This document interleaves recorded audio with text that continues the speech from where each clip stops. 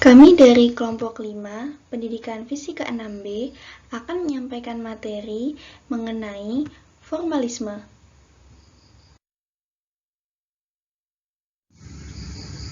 Ini adalah nama anggota kelompok kami.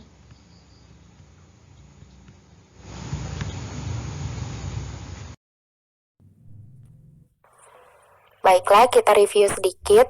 Dalam mekanika kuantum, ada dua gambaran atau dua cara penyelesaian ketika kita menghadapi kasus-kasus dalam mekanika kuantum. Yang pertama dengan menggunakan persamaan Schrödinger, dan yang kedua dengan menggunakan matriks Heisenberg. Sebelumnya, persamaan Schrödinger telah dibahas.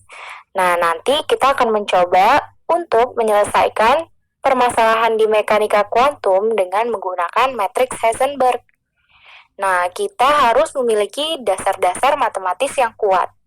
Nah, nanti juga kita akan mengenal berbagai macam operator. Formalisme kuantum sendiri nantinya akan menggunakan dua jenis. Yang pertama dengan menggunakan operator linear, dan yang kedua dengan menggunakan fungsi gelombang melalui pendekatan ruang Hilbert. Nah, ini yang akan kita bahas nanti sebenarnya apa itu ruang Hilbert dan bagaimana nanti penerapannya dalam formalisme kuantum kita sendiri.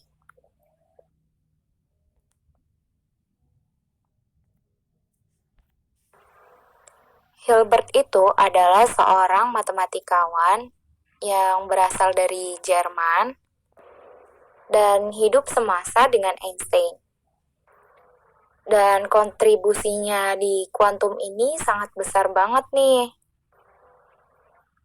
Ruang Hilbert ini terdiri dari sejumlah vektor psi, pi, dan chi. Ini sembarang sebutan aja. Dan sejumlah skalar. Di sini kita buatnya skalarnya itu A, B, sama C.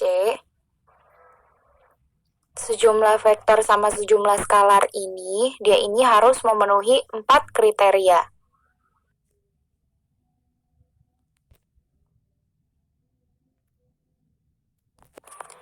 Empat kriteria ini harus terpenuhi supaya nanti dia itu bisa dibilang ke ruang Hilbert.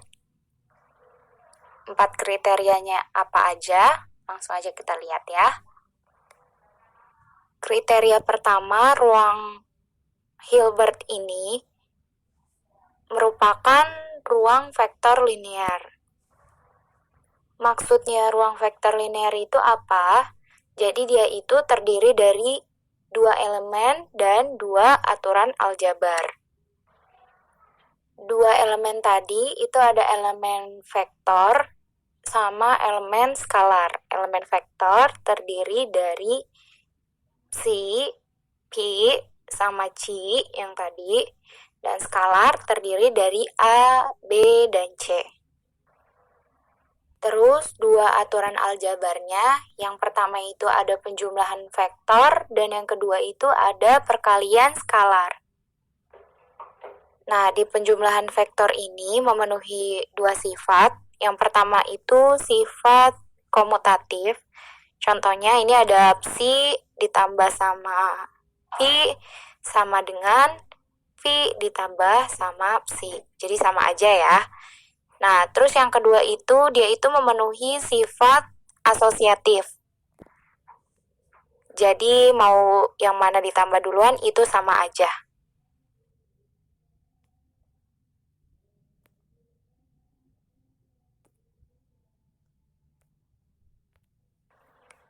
Lanjut ke perkalian skalar.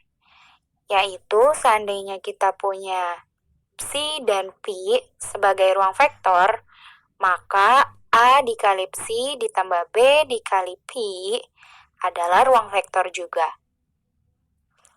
Selanjutnya, jika diberikan skalar A dikali dengan vektor psi ditambah pi sama dengan skalar A dikali vektor psi ditambah skalar A dikali vektor pi. Seterusnya ya, jika diberikan A tambah B dikali vektor psi, itu sama dengan A kali psi ditambah B dikali psi. Nah, yang tadi itu merupakan sifat pertama ya, di mana ruang Hilbert harus memiliki ruang vektor linear, yakni terdiri dari dua elemen dan dua aturan aljabar.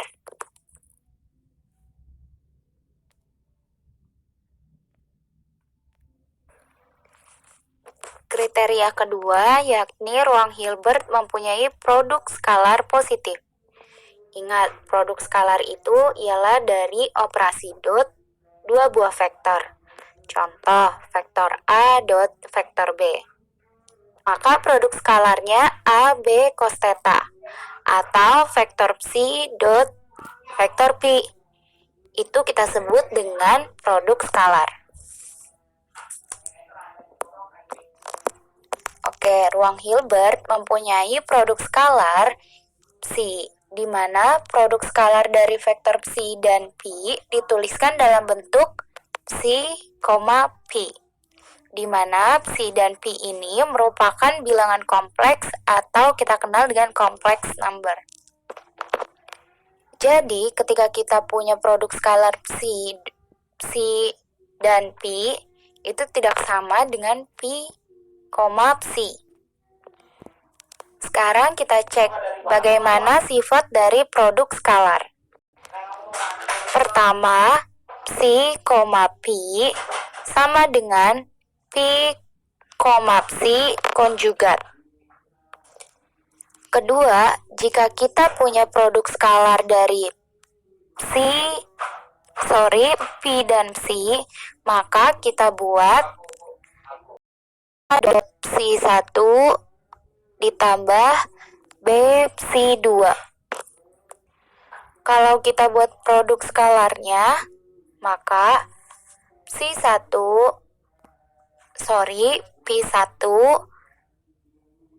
A psi 1 ditambah B psi 2 sama dengan A dikali pi 1 psi 1 ditambah B dikali pi 1 psi 2.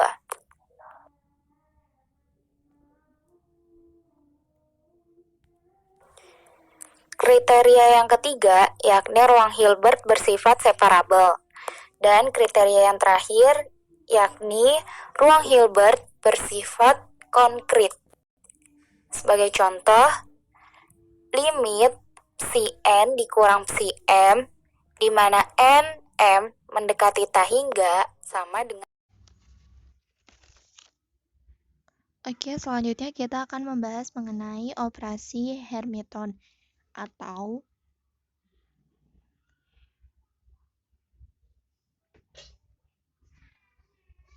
operator Hamilton. Operator Hamilton ini merupakan salah satu operasi yang biasa digunakan dalam mekanika kuantum. Jadi, fungsi dari operator ini adalah mempresentasikan variabel dinamik dalam suatu sistem mekanika kuantum. Artinya, operator ini adalah tools atau perangkat postulat yang menjadi landasan mekanika gelombang. Di dalamnya kita bakal mempelajari sifat-sifat operator mekanika kuantum, salah satunya adalah operator Hamilton ini yang biasa digunakan. Dalam mekanika kuantum, seringkali kita mendapatkan sebuah kesulitan untuk memecahkan persamaan diferensial parsial yang berkaitan dengan sistem, khususnya permasalahan partikel sebagai gelombang. Oleh karena itu, dengan adanya operator Hamilton ini atau operasi Hermiton ini, kita dapat menarik melalui hubungan dan sifat-sifat operatornya tanpa harus memecahkan persamaan diferensial parsial yang berkaitan dengan sistem dalam mekanika kuantum. Apa itu operasi Hamilton? Operasi Hamilton ini merupakan satu operasi yang bisa digunakan dalam mekanika kuantum, gerak dalam dunia klasik, dan partikel tunggal dalam medan potensial.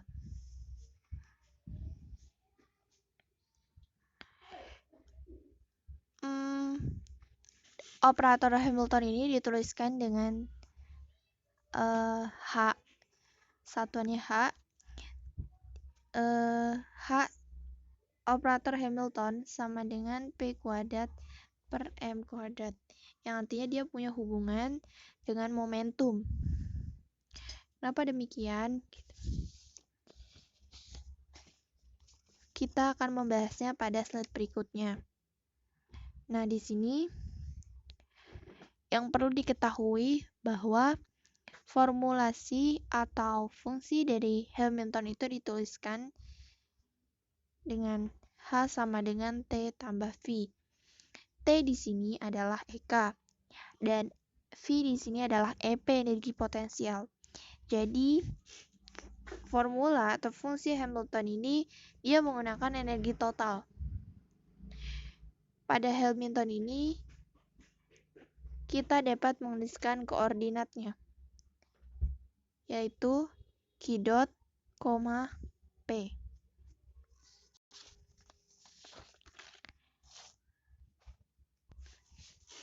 Ternyata persamaan gerak Hamilton ini dia punya hubungan dengan persamaan mekanika Lagrange.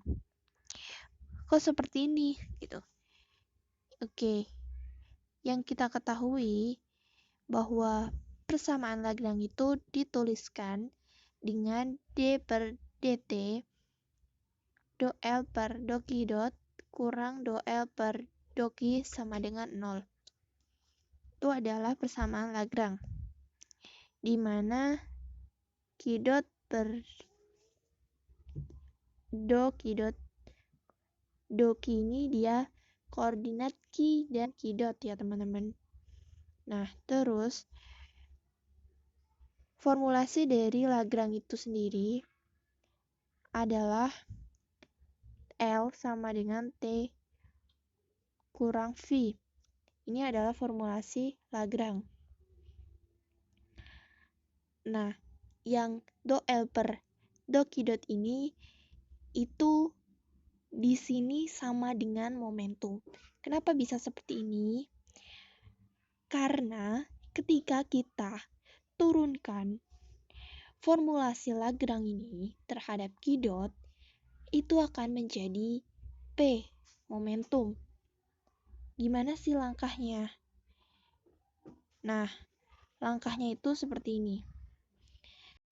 Yang ini kita turunkan terhadap Q dot. Jadi do T per do Q dot. Nah, T di sini adalah energi kinetik. Yang kita tahu energi kinetik adalah setengah mv kuadrat. Dan ini kita turunkan lagi terhadap Q dot, dimana nanti hasilnya mv kuadrat ini jadi P. Makanya di sini kita tuliskan bahwa do L per do Q dot I itu sama dengan PI, sama dengan momentum. Lalu kita kan tadi tujuannya untuk mengetahui hubungan mekanika Lagrange dengan gerak Hamilton kan? Kenapa bisa seperti itu? Sebelumnya sudah diketahui bahwa formulasi dari Hamilton itu kan tadi H sama dengan T plus V. Sedangkan Lagrange itu L sama dengan T min V. Dan koordinat dari Lagrange itu Q per di Q, Q dot. Dan Hamilton itu Q dot, P. Gitu. Karena ini kan ini yang tadi nih udah diturunkan. Dia punya hubungan P dengan momentum. Nah, kita bisa tuliskan Hamilton ini dia koordinatnya Q dot P. Tuh. Nah, ketika kita udah tahu koordinat dari Hamilton dan Lagrange, kita akan mentransformasikan Lagrange ini ke Hamilton. Dengan apa? Transformasi ini dilakukan dengan bantuan transformasi Lozong namanya. Dengan transformasi Lozong ini, itu kita akan menemukan persamaan dari Hamilton ini. Nah, di sini kita bisa tuliskan dengan transformasi Lozong ini menghubungkan Lagrange dengan Hamilton. Jadi nanti kita tuliskan H sama dengan sigma QI PI kurang L QI Q dot. Nah, sedangkan di sini sigma QI PI ini kita tinjau dengan teorema Euler. Ketika ditinjau dengan teorema Euler, itu nanti jadi seperti ini. Jadi sigma QI do L per do Q dot. Nah, do L per do Q dot itu, sigma QI do L per do Q dot itu kita tuliskan 2T. Sama dengan 2T. Makanya di sini dituliskan lagi bahwa H sama dengan 2T min T kurang V. Karena ini kan tadi persamaan Lagrange kan. Persamaan Lagrange itu kan formulasinya L sama dengan T min V. Itu makanya di sini tuliskan T min V. Nah, akhirnya jadilah kita ketemu formulasi dari persamaan Hamilton ini adalah H sama dengan T plus V. Jadi kan kita di awal kan udah disebutin bahwa formulasi dari Hamilton itu kan H sama dengan T plus V.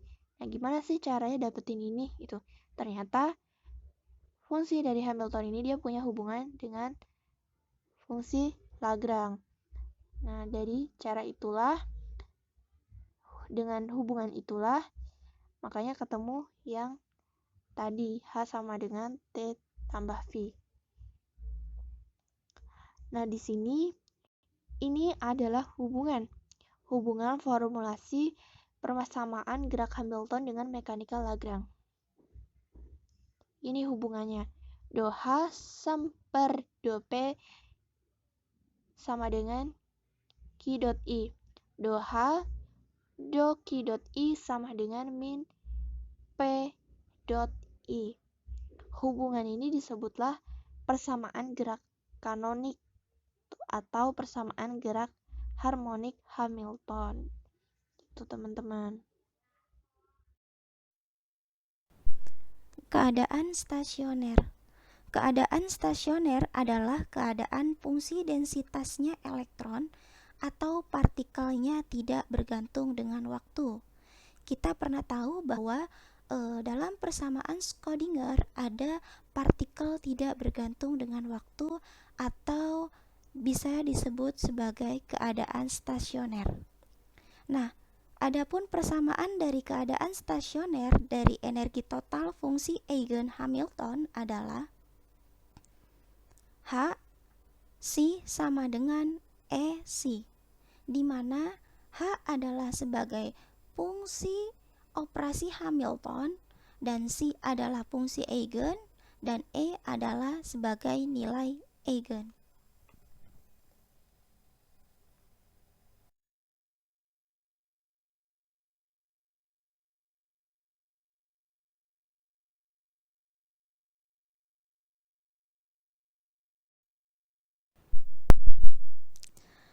Adapun contoh dari operasi perhitungan yaitu Q sama dengan ID per desi.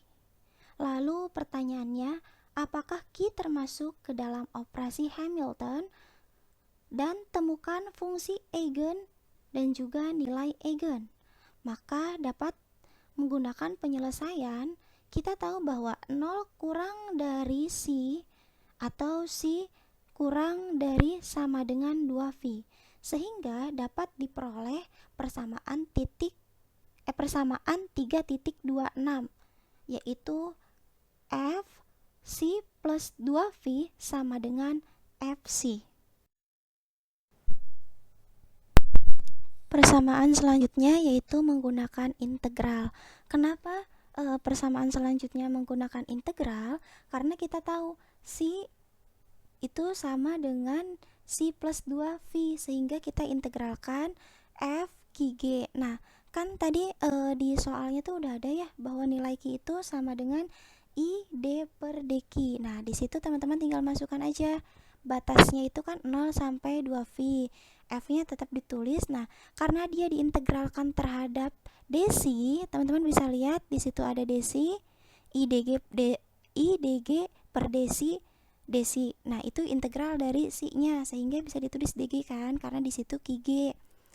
Lalu dapat dituliskan bahwa G batas bawahnya 0 sampai 2V dikurang integral 0 sampai 2V I df per desi.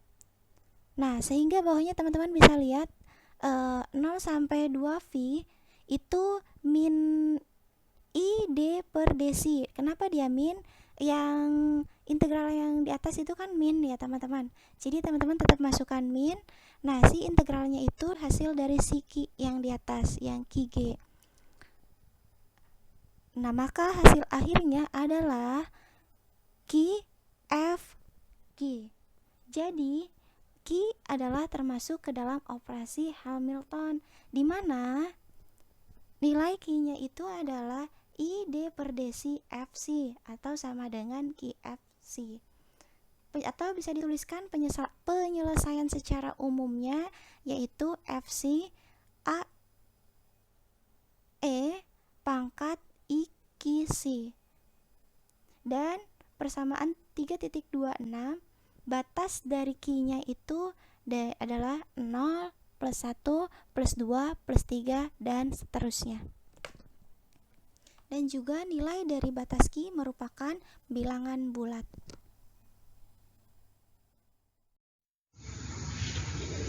Nah, selanjutnya kita akan membahas mengenai fungsi eigen dari operator Hermitian.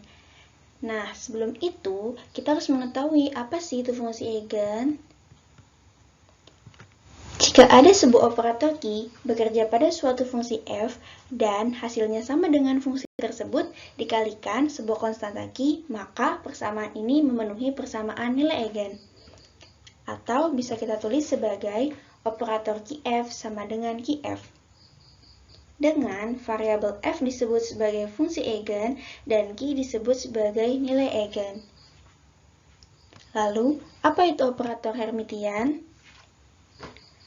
Operator Hermitian merupakan operator yang menghasilkan keadaan itu sendiri yang dikalikan dengan suatu nilai, yaitu nilai eigen.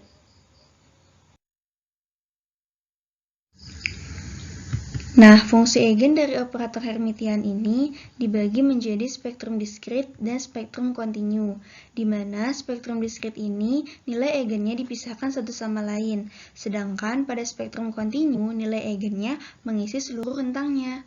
Lalu, pada spektrum diskrit ini akan lebih mudah untuk ditangani karena hasilnya relevan dan dijamin ada pada kenyataannya.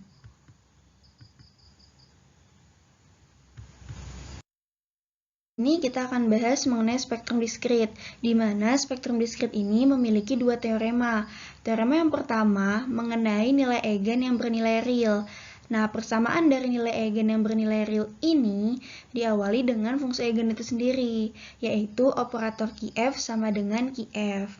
Nah, hasilnya itu menjadi Q dikali inner product dari F dan F sama dengan Q pangkat bintang dari inner product F dan F. Nah, di sini kita lihat bahwa Q bernilai sama dengan Q pangkat bintang. Nah, oleh karenanya Q ini bernilai real. Nah, sehingga inner product dari F dan F ini tidak bernilai 0. Karena F, X sama dengan 0 juga merupakan fungsi yang bukan fungsi eigen. Nah, Q sama dengan Q pangkat bintang ini didapatkan dari kombinasi antara fungsi eigen itu sendiri dengan teorema atau operator Hermitian. Nah, di sini didapatkan bahwa Q dikali 1 sama dengan Q pangkat bintang dikali 1. Sehingga hasilnya Q sama dengan Q pangkat bintang, yang artinya adalah nilai Q sama dengan nilai Q pangkat bintang.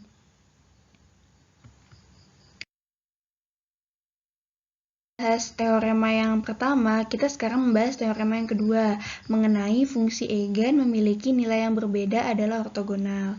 Nah, fungsi ini atau teorema ini diawali dengan fungsi eigen itu sendiri, tetapi dengan dua fungsi yang berbeda. Yang pertama adalah operator Qf sama dengan Qf, dan yang kedua operator Qg sama dengan Q aksen G.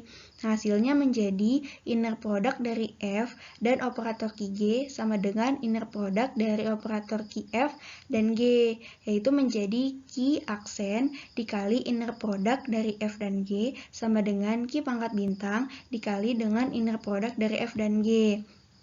Nah, di sini kita bisa lihat bahwa Q pangkat bintang dan Q aksen ini tidak memiliki nilai yang sama. Nah, sehingga inner product dari F dan G ini bernilai 0. Dan di sini kita lihat juga bahwa nilai Q-nya juga real, sama dengan teorema yang pertama.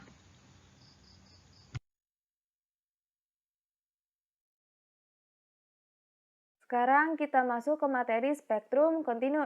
Sebelum membahas lebih lanjut, saya akan membandingkan terlebih dahulu antara diskrit dengan kontinu. Di sini terdapat keadaan terikat yang dimana ini adalah diskrit, sementara partikel bebas adalah kontinu. Untuk keadaan terikat sendiri, memiliki sigma n. Untuk keadaan terikat sendiri, memiliki si n, en. En sendiri adalah energi diskrit, sementara untuk partikel bebas, si K sama dengan A eksponensial pangkat IKX. Dan EK-nya adalah energi kontinu. Nilai EK sendiri adalah H bar kuadrat K kuadrat per 2M. Selanjutnya, untuk nilai C pada diskrit atau pada keadaan terikat, C sama dengan sigma N, Cn, Cn. Maksud dari sigma N di sini adalah jumlah diskrit. Sementara untuk di keadaan kontinu, C sama dengan integral dari minus ta hingga sampai ta hingga pika, sika, dk. Yang dimana di sini membedakan bahwa kalau misalnya di kontinu itu menggunakan integral dengan batasan min ta hingga sampai ta hingga. Di persamaan ini terdapat pika. Maksud dari pika sendiri adalah koefisien ekspansi. Lalu terdapat Dirac ortonormal. Untuk keadaan terikat atau pada diskrit, di sini Fn dalam Fm sama dengan delta Mn. Sementara untuk Dirac ortonormal, Fp aksen dalam Fp sama dengan delta P min P aksen. Terdapat contoh pada 3.2.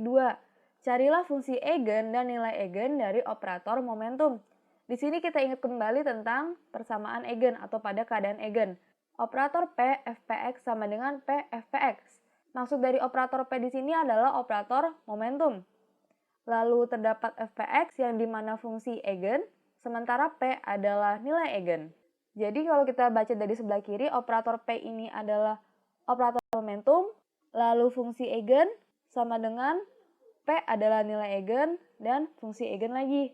Sekarang kita ingat lagi bahwa nilai dari operator momentum adalah H bar per I D per dx. Nah, nilai tersebut kita substitusikan ke keadaan eigen, sehingga menjadi H bar per I D per dx Fpx sama dengan P Fpx. Sekarang kita menggunakan solusi umum, yaitu Fpx sama dengan A eksponensial pangkat IPx per H bar. Sekarang kita menggunakan Dirac ortonormal, yang dimana integral minus ta hingga sampai ta hingga konjugat Fpx, Fpx, dx. Pada slide sebelumnya, nilai dari Fpx itu sama dengan A eksponensial pangkat IPx per H bar. Nah, sekarang disubstitusikan pada Dirac ortonormalnya, sehingga didapatkan mutlak A kuadrat integral minus ta hingga sampai ta hingga konjugat eksponensial pangkat IPx per H bar eksponensial IPx per H bar dx. Nah, di sini konjugat dari eksponensial pangkat IPx per H bar dengan eksponensial pangkat IPx per H bar-nya itu kita rubah menjadi eksponensial pangkat I dalam kurung P min P aksen atau P konjugat dikali dengan X per H bar. Selanjutnya, eksponensial pangkat I dalam kurung P min P aksen dikali X per H bar kita integralkan menjadi 2πh delta P min P aksen. Untuk persamaan Dirac ortonormal kontinu dapat dilihat pada persamaan yang paling bawah, yaitu Fp aksen dalam Fp sama dengan delta P min P aksen. Tetapi pada slide sebelumnya kita mendapatkan persamaan mutlak A kuadrat 2πh bar delta P min P aksen. Nah, untuk itu kita sama dengankan dengan 0, sehingga mendapatkan mutlak A kuadrat sama dengan 1 per 2πh bar, karena 2πh barnya itu pindah ruas. Nah, sekarang mutlak A kuadratnya kita sama-sama akarkan. Mendapatkan nilai A sama dengan 1 per akar 2πh bar. Sehingga untuk Fpx sama dengan A eksponensial pangkat IPx per H bar bisa kita substitusikan si nilai A-nya. Sehingga Fpx sama dengan 1 per akar 2πh bar eksponensial pangkat IPx per H bar.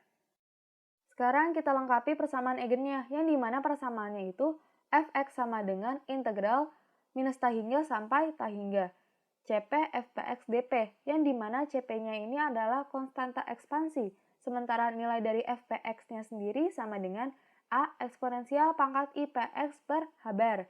Nah, pada slide sebelumnya kita mendapatkan nilai dari A sendiri, yaitu 1 per akar 2πh bar. Nah, semua itu kita substitusikan, sehingga kita mendapatkan nilai 1 per akar 2πh bar integral minus t hingga sampai t hingga Cp eksponensial pangkat IPx per H bar dp. Dengan menggunakan transformasi Fourier, kita pun mendapatkan Fp aksen dalam F sama dengan integral minus t hingga sampai t hingga konstanta ekspansi Fp aksen dalam Fp dp. Nah, pada Dirac ortonormal sendiri, nilai dari Fp aksen dalam Fp itu adalah delta P min P aksen. Sehingga kita rubah dan mendapatkan nilai integral minus t hingga sampai t hingga Cp delta P min P aksen dp. Setelah itu kita integralkan dan mendapatkan Cp aksen. Terima kasih.